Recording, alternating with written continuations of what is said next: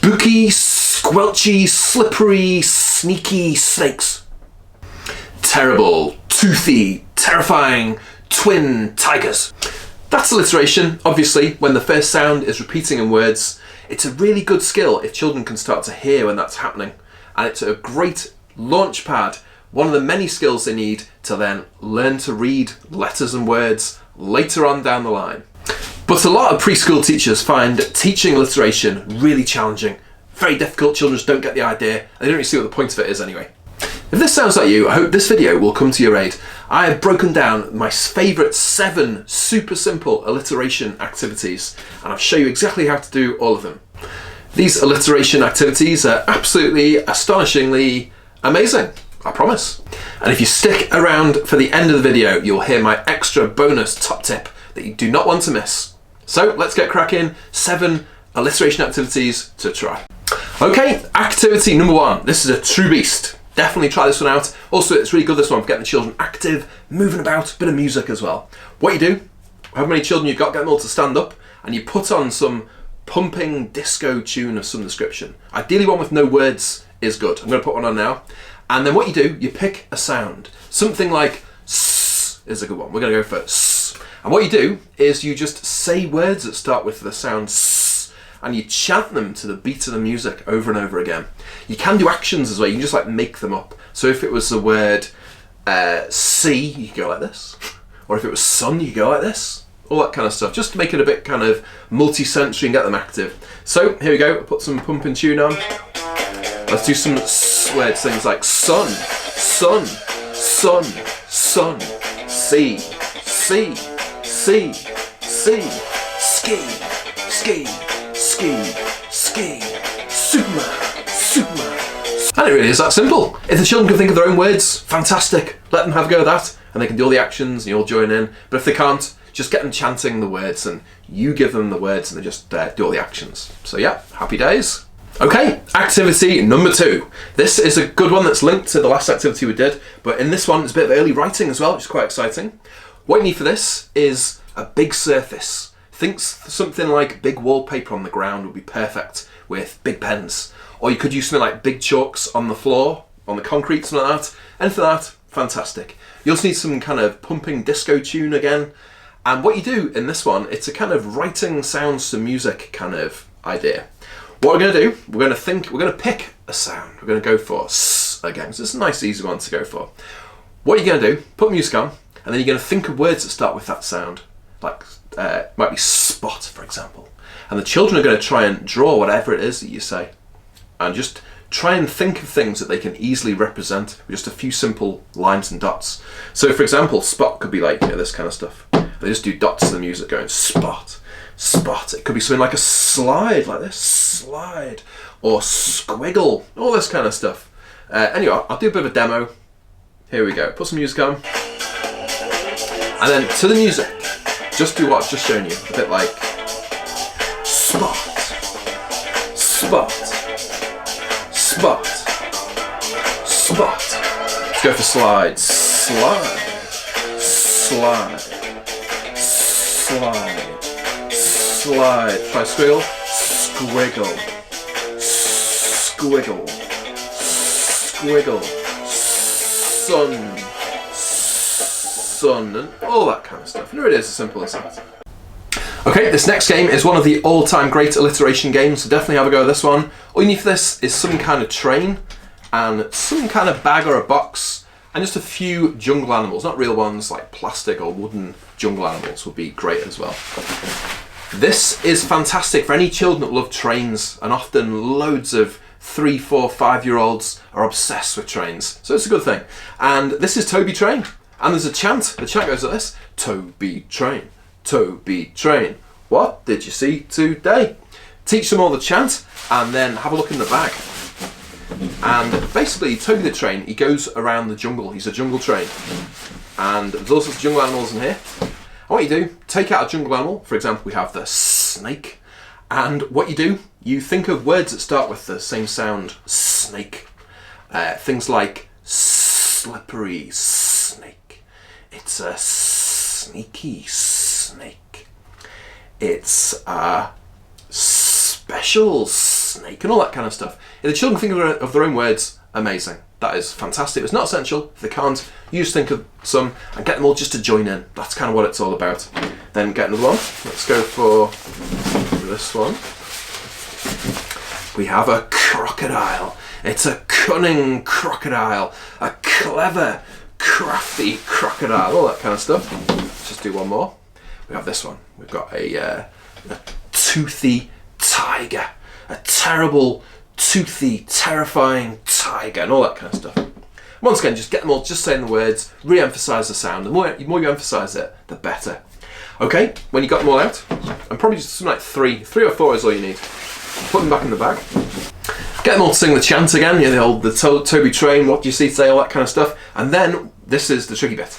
You put your hand into the bag and you say one of these, but you don't say the name of the animal. You give them some clues, alliterative clues. It's things like, oh, this one is a bit slippery, a little bit sneaky, all that kind of stuff. So, can anyone guess? Yes, it's a snake. This one is crafty, it's cunning. And all that kind of stuff. And yes, you've guessed it, it's the crocodile. And if you do that a few times, a lot of children will start to know straight away. If you say, oh, this one's a bit sneaky, they just know. They know immediately that's a snake. And that's what you want. That's a kind of level of skill you're looking for with alliteration with very young children. That's exactly what you need. Next idea is a sound story. Relatively simple idea for this one. What you do, you pick some kind of sound. I'm going to go for S, again, as it's a nice easy one. I'm just going to make up a story.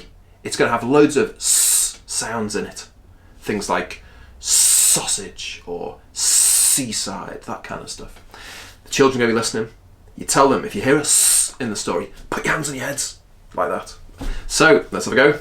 This story is all about Steve, and they put their hands on their heads hopefully, who is a snake. One day, Steve slithered off out of his cave. He was in the Sahara Desert. The sun was really bright in the sky. He was super hot. He had to go and hide in the superhero cave and all that kind of stuff. Make something up. Doesn't have to make much sense. And just get some hearing the sound and experiencing it in real words. Next we have sound bags. These are kind of similar to the sound stories. You just have some kind of bag like this, and in it you have some objects that all start with the same sound. In this bag, everything starts with P. It's a bag of P objects. For example, a bit random this one, but we have this pink and purple pussycat called Percy.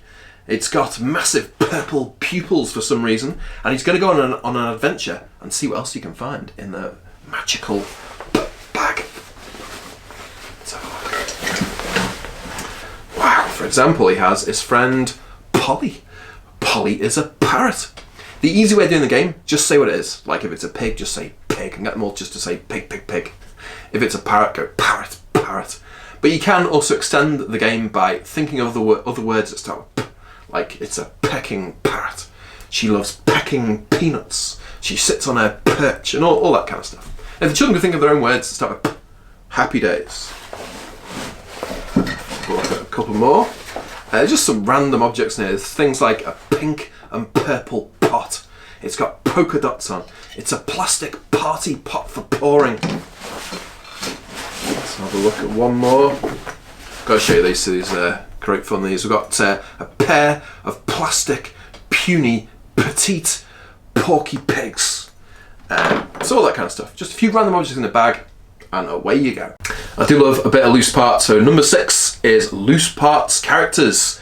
Very exciting. Need some random loose parts objects. I've got pebbles, clothespins, screws, matchsticks, but whatever you can find. Anything is good. Some kind of tray, like a muffin tray or whatever. And then there's different ways of doing it.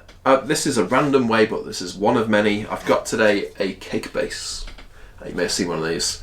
And this is going to be a character's head, if you can imagine that. It's a kind of character's head. So what you do, you build a character's head. Let me put some hair on, for example. And it's just whatever you think. Let's do this is going to be, I don't know. We've got to do some kind of scary guy. loads of horrific sharp screw teeth. He's got kind of spiky screw beard as well. But whatever they come up with, happy days. The tricky bit is giving them a name. So this is Scary Steve, for example, or Spooky Sigh, whatever. Just 2 words that start with the same sound, or even 3 words. And just given, even if the children can't think of their own names for these characters, if the adult can think of one for them, it kind of gives a bit of a character and a bit of a sort of presence to whatever they've made. If they know this is Scary Steve, it just sort of brings it to life. And you sometimes see them going off and talking about Scary Steve, or playing in a way that represents him, or that kind of thing.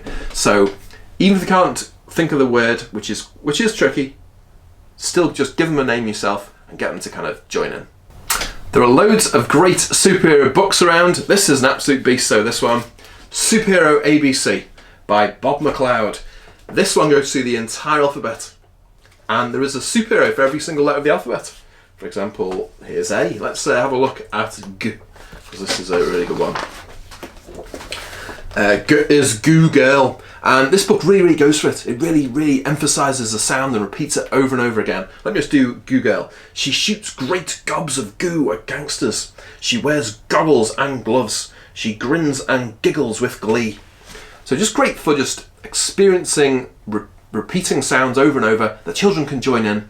You can do things like having a Goo Girl bag, for example, just a bag or a box of objects that Goo Girl uses, like gloves, green goo, goggles, all that kind of stuff, and bring them out. It's like, wow, it's the real goggles. And it's just a great book for literacy and great book for alliteration as well. Before I go on to the top tip I'm going to share, please do think about subscribing to the channel. Subscribe and hit the bell. Here's a top bonus tip for you for this video.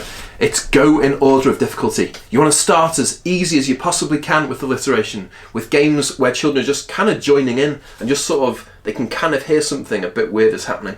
Games like the chanting words to music, or if you are saying a chant or a song that they can kind of hear that there's sounds repeated at the start of words.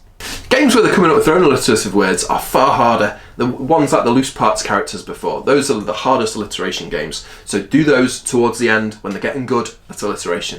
Alliteration is definitely important, but it's only one very small part of the massive puzzle that is early phonics.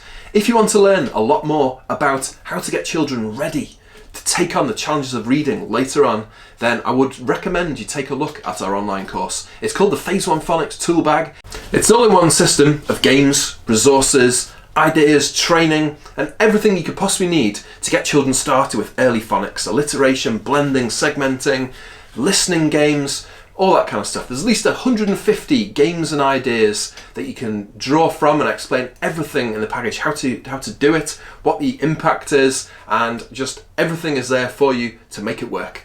If you're interested in this, check out the link in the description, and I will see you next time.